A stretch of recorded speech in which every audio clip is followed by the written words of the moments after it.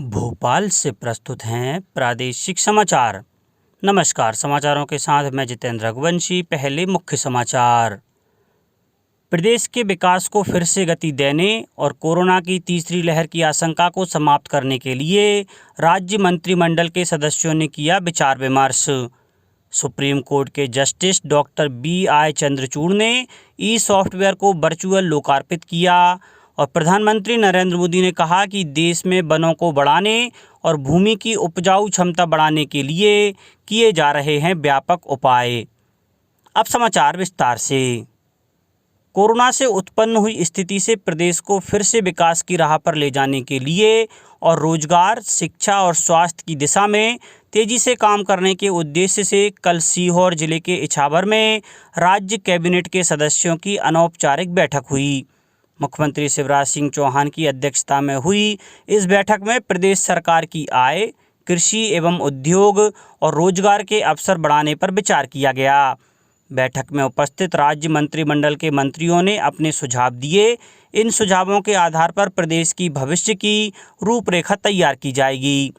बैठक में मुख्यमंत्री शिवराज सिंह चौहान ने कहा कि कोरोना की तीसरी लहर की आशंका को निरस्त करने के लिए स्वास्थ्य सेवाओं की आधारभूत संरचनाओं को बढ़ाने पर ध्यान दिया जाए।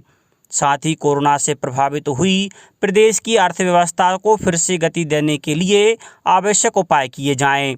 बैठक में वित्त मंत्री जगदीश देवड़ा ने कहा कि कोरोना काल में प्रदेश में राजस्व की कमी आई, लेकिन आवश्यक खर्चों को कम नहीं किया गया। राजस्व एवं परिवहन मंत्री गोविंद सिंह राजपूत ने कहा कि राजस्व वृद्धि के प्रयास किए जाएंगे। साथ ही इस बात का ध्यान रखा जाएगा कि जनता पर अतिरिक्त भार नहीं आए। चिकित्सा शिक्षा मंत्री विश्वास सारंग ने कहा कि राज्य सरकार ने कोरोना पर लगभग संपूर्ण नियंत्रण किया है। उन्होंने बताया कि आगामी 1, 2 एवं 3 जुलाई को कोरोना टीकाकरण का महाअभियान चलाया जाएगा। बैठक में बताया गया कि 1 से 3 जुलाई के बीच वैक्सीनेशन का महाअभियान चलाया जाएगा। सूक्ष्म, लघु एवं मध्यम उद्यम, विज्ञान और प्रौद्योगिकी मंत्री ओम प्रकाश सकलेचा ने कहा कि आत्मनिर्भर मध्य प्रदेश की कार्ययोजना पर तेजी से अमल किया जाएगा। इस विचार मंथन में मध्य प्रदेश के विकास, जन कल्याणकारी योजनाएं आदि कई विषयों पर चर्चा की गई। तकनीकी शिक्षा, खेल एवं युवा कल्याण मंत्री श्रीमती यशोधरा राजे सिंधिया ने कहा कि मंथन में युवाओं को रोजगार दिलाने के संबंध में विस्तृत चर्चा हुई। बैठक में उच्च शिक्षा मंत्री मोहन यादव ने जानकारी दी कि 50 से अधिक महाविद्यालयों में भवन निर्माण का कार्य प्रारंभ करने के साथ ही रोजगार मूलक कोर्स भी शुरू किए जा रहे हैं। स्कूल शिक्षा एवं सामान्य प्रशासन राज्य मंत्री इंदर सिंह परमार ने बताया कि आगामी वर्ष में हम प्रथम चरण में सर्व सुविधा युक्त 350 स्कूल जिला एवं विकासखंड स्तर पर शुरू करेंगे। इन स्कूलों में बच्चों को लाने ले जाने की भी व्यवस्था की जाएगी।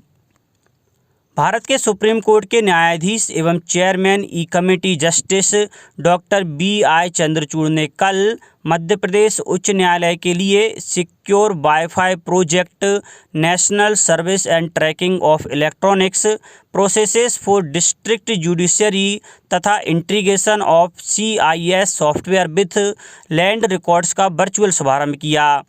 इस अवसर पर सुप्रीम कोर्ट के जस्टिस डॉक्टर DY चंद्रचूड़ ने अपने वर्चुअल संबोधन में कहा कि integration of CIS software with land records और national service and tracking of electronic process for district judiciary से न्यायालयीन प्रक्रिया में सहूलियत मिलेगी। सॉफ्टवेयर के उद्घाटन के अवसर पर उच्च न्यायालय के मुख्य न्यायाधीश श्री मोहम्मद रफीक सहित देश के अन्य उच्च न्यायालयों के न्यायाधीशगण, महाधिवक्ता श्री पुरुषेंद्र कौरव वर्चुअली जुड़े थे।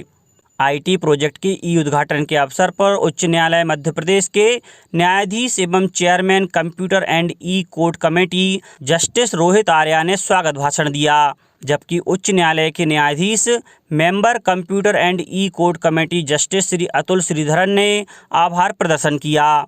इसके पूर्व पावर प्रेजेंटेशन के माध्यम से सॉफ्टवेयर की खूबियों एवं उपयोगिता पर सारगर्भित प्रस्तुतिकरण दिया गया।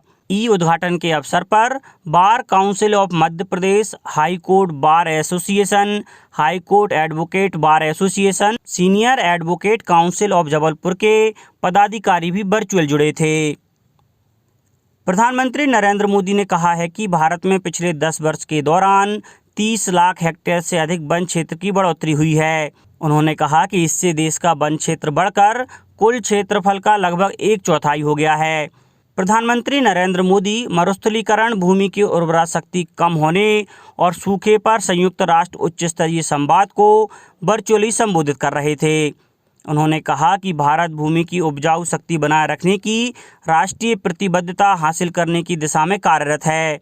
श्री मोदी मरुस्थलीकरण की समस्या से निपटने की संयुक्त राष्ट्र संधि में शामिल देशों के सम्मेलन के 14वें सत्र के अध्यक्ष के रूप में उद्घाटन खंड को संबोधित कर रहे थे। श्री मोदी ने भूरक्षण और उपजाऊ शक्ति कम होने की रोकथाम के लिए भारत द्वारा दिए गए उपायों का उल्लेख किया। उन्होंने कहा कि भूमि जीवन और आजीविका का बुनियादी स्तंभ है। विश्व का 2/3 हिस्सा जमीन की गुणवत्ता में कमी की समस्या से जूझ रहा है। यदि इसकी रोकथाम नहीं की गई तो इससे जीवन की सुरक्षा और पूरी सामाजिक आर्थिक व्यवस्था को खतरा है। श्री मोदी ने कहा कि विभिन्न गतिविधियों से भूमि को हुए नुकसान को दूर करना और इसकी प्राकृतिक गुणवत्ता बहाल करना पूरे मानव समाज की सामूहिक जिम्मेदारी है। संचालक सामाजिक न्याय एवं निःशक्तजन कल्याण श्री स्वतंत्र कुमार सिंह ने 26 जून अंतर्राष्ट्रीय नशा निवारण दिवस पर सभी कलेक्टरों को केवल दृश्य श्रव्य के माध्यम से ही ऑनलाइन कार्यक्रम करने के निर्देश दिए हैं। कलेक्टरों से कहा गया है कि इस दिन मादक द्रव्य पदार्थों के सेवन से मनुष्य जीवन पर होने वाले दुष्प्रभावों पर केंद्रित विषय पर तात्कालिक भाषण प्रतियोगिता वेबकास्ट के माध्यम से आयोजित करें। प्रतियोगिता में छात्र छात्राओं के अलावा समाज के प्रत्येक वर्ग का भी प्रतिनिधित्व हो। इस संबंध में स्थानीय स्वयंसेवी संस्थाओं का भी सहयोग लिया जा सकता है। गौरतलब है कि हर साल 26 जून को नशीले पदार्थों के दुरुपयोग और अवैध व्यापार के विरुद्ध जन जागृति के लिए अंतर्राष्ट्रीय नशा निवारण दिवस मनाया जाता है। आयकरदाताओं को www.incometax.gov.in पर फॉर्म 15 CA या 15 CB भरने के दौरान आ रही परेशानियों के बीच सरकार ने यह निर्णय लिया है कि अब यह फॉर्म मैनुअल प्रारूप में 30 जून तक आधिकारिक वितरकों के पास जमा करवाए जा सकते हैं। वित्त मंत्रालय ने एक बयान के अनुसार नए ई-फाइलिंग पोर्टल पर इन प्रपत्रों को अपलोड करने की सुविधा बाद में उपलब्ध की जाएगी, जिससे आयकरदाताओं को दस्तावेज पहचान संख्या मुहैया की जा सके। आयकर अधिनियम 1961 के तहत फॉर्म 15 CA या 15 CB को ऑनलाइन भरने की जरूरत है। देश में अब तक 25 करोड़ 87 लाख से अधिक कोविड टीके लगाए जा चुके हैं। स्वास्थ्य मंत्रालय ने बताया कि कल 18 से 44 वर्ष आयु वर्ग के 20,99,000 से अधिक लोगों को टीके की पहली डोज और 1,16,000 से अधिक लोगों को वैक्सीन की दूसरी डोज लगाई गई। विश्व का सबसे बड़ा टीकाकरण अभियान भारत में इस वर्ष 16 जनवरी को शुरू किया गया था। अंत में मुख्य समाचार एक बार फिर। प्रदेश के विकास को फिर से गति देने और कोरोना की तीसरी लहर की आशंका को समाप्त करने के लिए राज्य मंत्रिमंडल के सदस्यों ने किया विचार विमर्श।